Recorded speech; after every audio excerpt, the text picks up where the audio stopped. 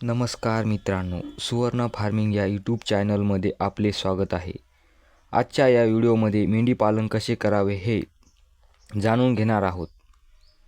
मेंढीपालन सुरू करण्यापूर्वी कोणकोणते महत्त्वाचे मुद्दे असतात हे तर जाणून घेणारच आहोत, परंतु त्याचबरोबर या आजच्या व्हिडिओत एकूण 5 मुद्द्यावर आपल्याला माहिती घ्यायची आहे. तर मग आजच्या पहिल्या मुद्द्यावर माहिती घेऊ. नंबर 1. मेंढीपालन अनुभव.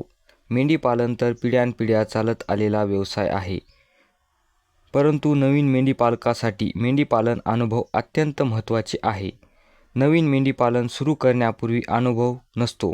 मेंढ्या मोठ्या आणायच्या की लहान पिल्ले घेऊन मेंढीपालन सुरू करायचे याच्यातही गोंधळ निर्माण होतो. परंतु मेंढ्या आणण्यापूर्वी अनुभव घेतल्याने पैशात होणारे नुकसान टाळता येते. काही झाले तरी मेंढीपालन म्हणा किंवा कोणताही व्यवसाय पैशाच्या वाढीसाठीच केला जातो. म्हणून सर्वप्रथम ज्यांच्याकडे मेंढ्या आहेत त्याच्याकडे जाऊन स्वतः 1-2 महिने काम करावे. आपण एवढा पैसा ओतणार आहोत तर हे करायलाच लागेल. त्यातून मेंढीपालनाचा अनुभव मिळतो. नाहीतर आपण मेंढ्या करणारच आहोत तर सर्वप्रथम 5 ते 10 मेंढ्या खरेदी कराव्यात. थोड्या थोड्या वाढवण्यात समजा पहिल्यांदा मेंढ्यांची मर जरी झाली तरी ती सहज सहन होते, कारण आपण पैशाचा भांडवल कमी असते. आपल्या स्वतःच्या मेंढ्या असल्यामुळे आपण त्यांना चांगल्या प्रमाणे सांभाळ करू शकतो. त्यातूनही अनुभव मिळतो. किंवा मेंढीपालनाच्या अनुभवासाठी ट्रेनिंग करून घ्यावी. पालनाची ट्रेनिंग कुठे असते? आजपर्यंत महाराष्ट्रात मेंढीपालन ट्रेनिंग असेल की नसेल हेही माहीत नाही, परंतु मेंढी हा शेळी सारखाच प्राणी आहे. मेंढ्या आणि शेळ्याचे गुणधर्म सहजा सारखेच आहेत. मेंढ्यांचे शेळ्यांचे लसीकरण त्यांच्या विण्याचा काळपमान सारखाच आहे. त्यासाठी शेळी पालनाची ट्रेनिंग करून घ्यावी. दुसरा मुद्दा असा आहे. नंबर 2. चारा व्यवस्थापन. आता तर खूप मोठा प्रश्न पडणार आहे.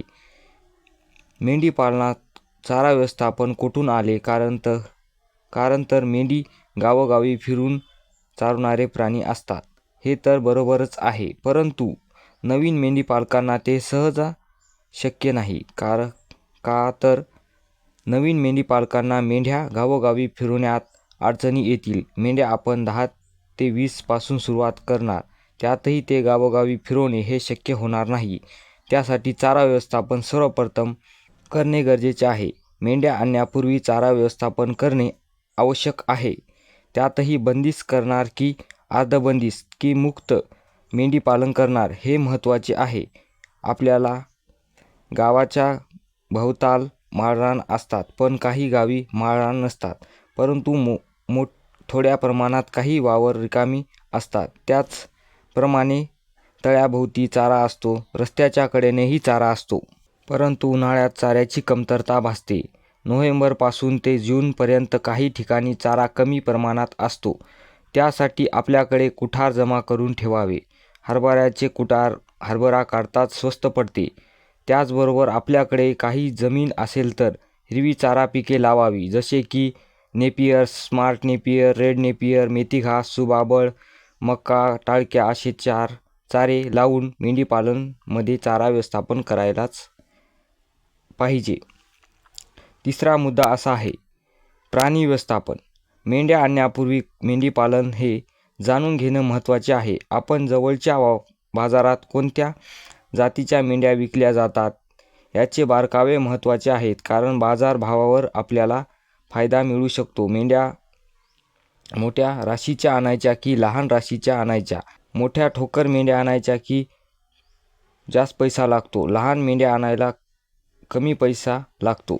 सहजासहजी गावरान मेंढ्या आणाव्यात, कारण गावरान मेंढ्या मार्केटमध्ये मोठ्या प्रमाणात मागणी असते. जातिवंत मेंढ्या आणल्यावर मेंढ्या मार्केटमध्ये विकणं अवघड होते.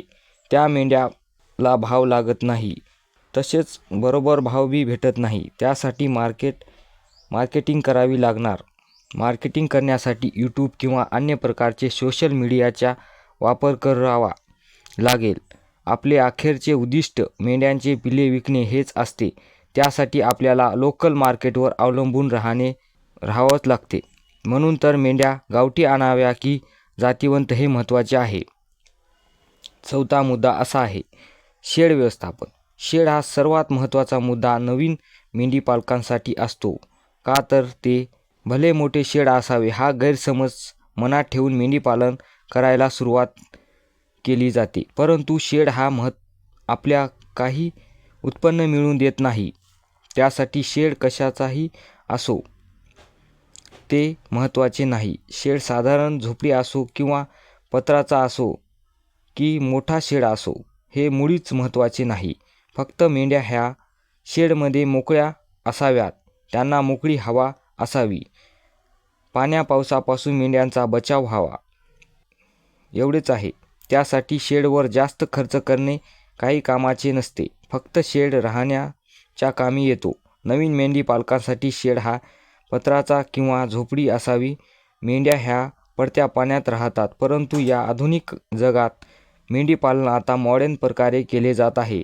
आता चारून आणू असे राहिले नाही. मेंढ्यांना शेडमध्ये जाग्यावर चारा टाकून पाळल्या जात आहेत.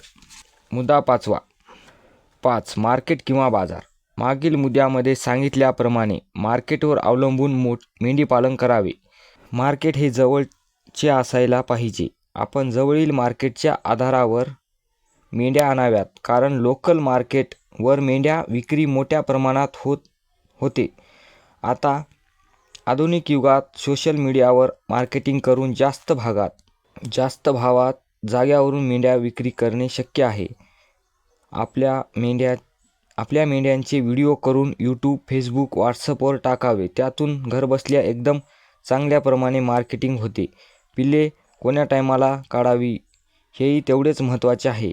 मार्केटचा बाजारभाव केव्हा वाढतो हे आपण निरीक्षण करून ठेवावे. जास्त काळ मेंढीपालन करण्यासाठी हे आवश्यक आहे. मेंढीपालन 4-2 वर्षात पैसा कमवून बाजूला होतो असा व्यवसाय नाही. हा जास्त काळ चालणारा व्यवसाय आहे. येणाऱ्या पुढील व्हिडिओमध्ये आपण मुद्द्यावर डिटेलमध्ये माहिती घेणारच आहोत.